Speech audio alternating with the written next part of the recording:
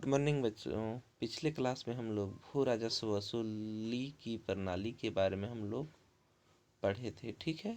उसमें से चार जो हम लोग का भू राजस्व वसूली की प्रणाली, जो चार प्रकार की प्रणाली थी, उस चारों प्रकार की प्रणाली अपनाने के बाद हमारे भारतीय समाज पर क्या प्रभाव पड़ा, उसी के बारे में आज हम लोग पढ़ने वाले हैं। तो देखो, सबसे पहले हम लोग देखते हैं point number 1,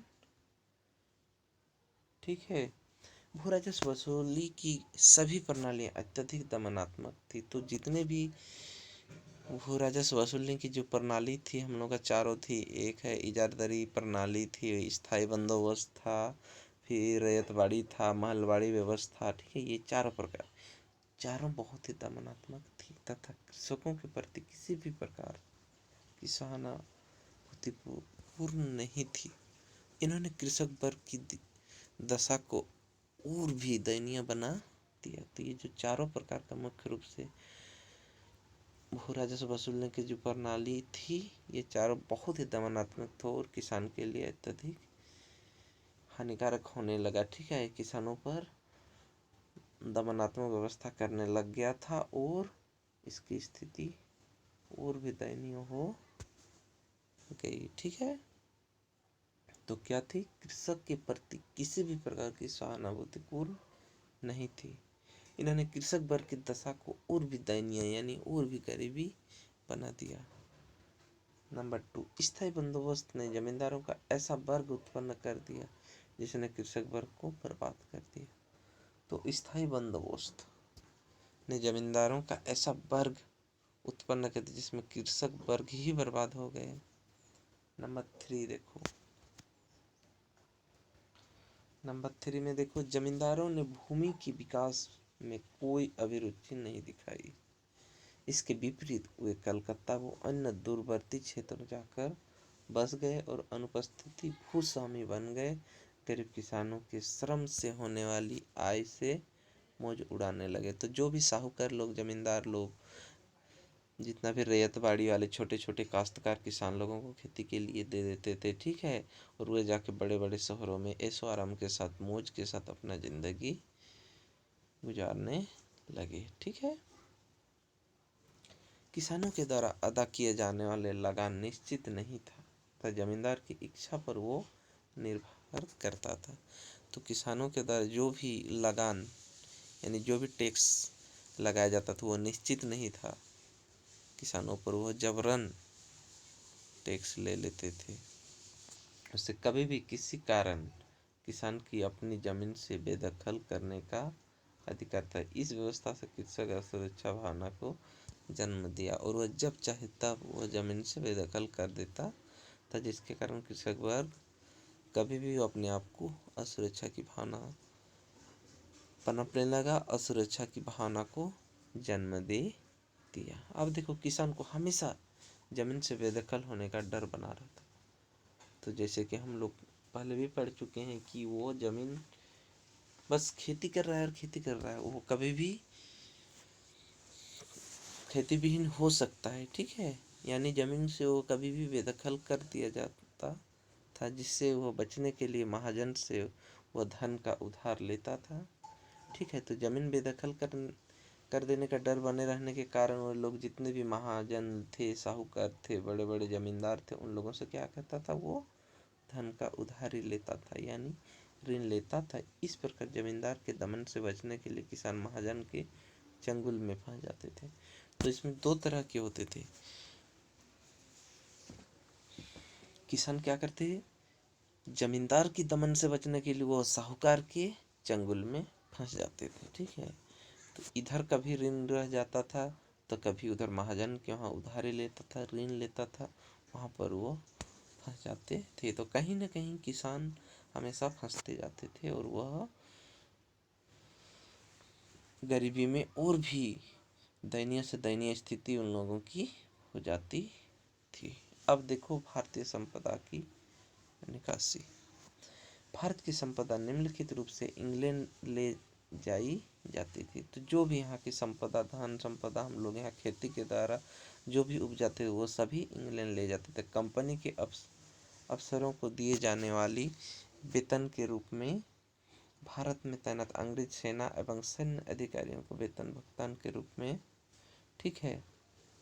point number 1, company के अफसरों को दिए जाने वाली वेतन के रूप में, पहला। दूसरा नंबर, भारत में तैनात अंग्रेज सेनाओं एवं सैन्य अधिकारियों को वेतन भुगतान के रूप में।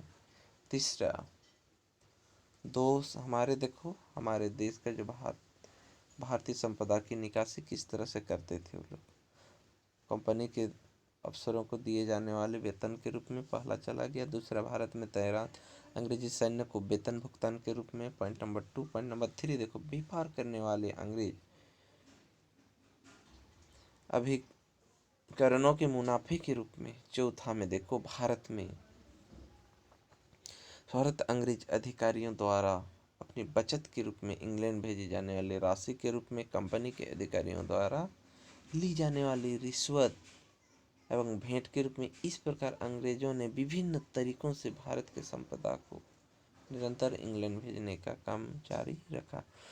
तो भारत के धन को किस अलग अलग तरीका से इंग्लैंड ले जाने का वो लोग जो तरीका अपनाया था, वो मुख्य रूप से कभी वेतन के रूप में, कभी कंपनी अफसरों के वेतन के रूप में, कभी सैनिक अफसरों के वेतन के रूप में, कभी स्वार्थ अंग्रेज अधिकारियों की बचत के रूप में भेजी जाती थी, तो कभी उसके द्वारा रिश्वत भेंट के रूप में। तो और विभिन्न ऐसे तरीका थे जो भारतीय संपदा को वह इंग्लैंड ले जाने का तरीका अपना लिया था, ठीक है। अब देखो, कृषि का वाणिज्यीकरण, किस तरह से कृषि का वाणिज्यीकरण हुआ उससे का हम लोग, ठीक है, किस तरह से कृषि का व्यवसायीकरण हुआ। अंग्रेजों ने न केवल देश के प्रचलित भू राजस्व प्रणाली में ही परिवर्तन किया, वरन उन्होंने उत्पादन की प्रकृति तथा उत्पादित की जाने वाली वस्तुओं का भी परिवर्तन किया, ठीक है। तो यहाँ अंग्रेजों ने क्या किया, भू राजस्व प्रणाली में तो परिवर्तन किया ही, साथ ही साथ यहाँ की जो उत्पादन की प्रकृति थी उसको भी चेंज कर दिया, तथा यहाँ उत्पादित की जाने वाली सभी वस्तुओं में भारी परिवर्तन कर दिया गया, ठीक है। अब तक गांव में कृषि के द्वारा जो उपज की जाती थी उसका उद्देश्य था, गांव में जो भी कृषि के लिए उपज किया जाता था उसका प्रमुख उद्देश्य था गांव के लोगों को भोजन की आवश्यकता की पूर्ति करना। परंतु अंग्रेजों ने अब बाजार की आवश्यकताओं की पूर्ति के लिए उत्पादन करना शुरू कर दिया। इस उत्पादन का उद्देश्य था वस्तुओं का बाजार में बेचना। इसके अंतर्गत किसानों ने कुछ विशेषकृत फसलों बोना प्रारंभ किया। यहाँ व्यवस्था कृषि के वाणिज्यीकरण के नाम से जानी जाती। तो जैसे कि हम लोग जानते थे कि यहाँ पर अंग्रेज ने विभिन्न प्रकार के भू राजस्व प्रणाली को अपना लिया गया, तथा साथ ही साथ वह उत्पादन की प्रकृति तथा उत्पादित की जाने वाली वस्तुओं में परिवर्तन लाया। हम जानते थे कि पहले गाँव में जो भी कृषि में उपजाया जाता था वो सिर्फ अपना भोजन की आवश्यकताओं की पूर्ति के लिए किया जाता था, परंतु बाद में किसानों द्वारा जो कुछ भी उपजाया जाता था वो बाजार ले जाया जाता था, बाजार में जाके वो बेचा जाता था, उसके द्वारा अधिक दामों में बेच दिया जाता था, और इस तरह से कृषि का वाणिज्यीकरण शुरू कर दिया गया। अब देखो, औद्योगिकरण के परिणाम स्वरूप, औद्योगिकरण के परिणाम स्वरूप इंग्लैंड में कच्चे माल की आवश्यकता बढ़ गई। तो जैसे जैसे इंडस्ट्रियल बढ़ने गया, टेक्नोलॉजी बढ़ने गई, इंग्लैंड में कच्चे माल की आवश्यकता बढ़ती गई। इसीलिए भारत में अंग्रेजों की आर्थिक नीतियों का उद्देश्य इंग्लैंड के उद्योगों की आवश्यकताओं को पूर्ति करना।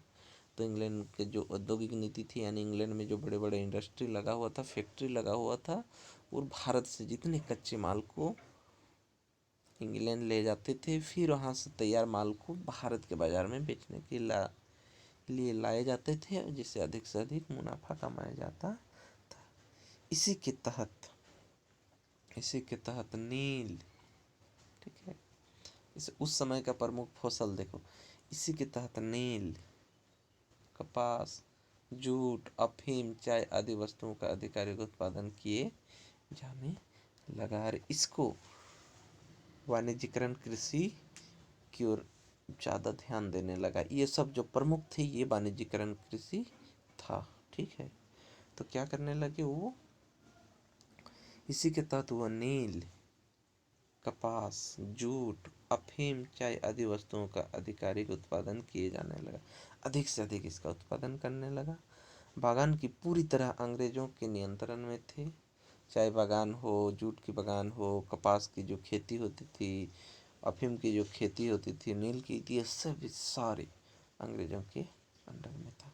भारतीय कृषकों को बहुत कम मजदूरी देते थे और यहाँ के कृषकों को सिर्फ खेती करवाया जाता था और इसको बहुत ही कम मजदूरी रूप से दिया जाता था, जिससे अपना अपना आजीविका जीवन यापन भी नहीं चला पाते थे। अपना फैमिली सही समय पे वो भोजन तक उपलब्ध नहीं करा पाते, इतना कम मजदूरी दी जाती थी। ठीक है, तो इन बागानों के मालिक अंग्रेज होते थे जो कृषक का अत्यधिक शोषण करते थे। तो ये सभी जितने प्रकार के बागान थे वो सब का मालिक अंग्रेज होते थे और वो कृषकों पर शोषण करते थे।